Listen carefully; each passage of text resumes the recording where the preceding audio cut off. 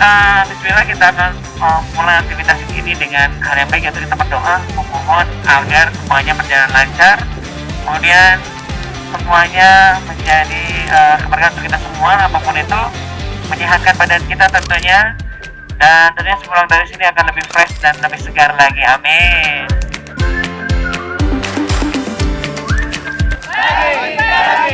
Beda dulu ke kamera, mana suaranya, mana teriakannya.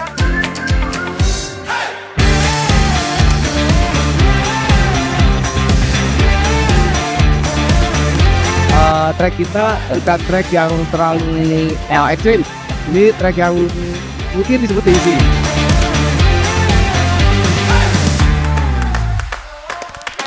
Hai, selamat pagi.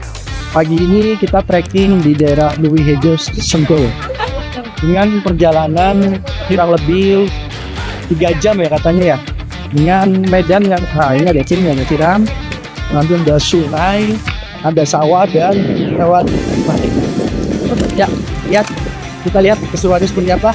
Next saya itu.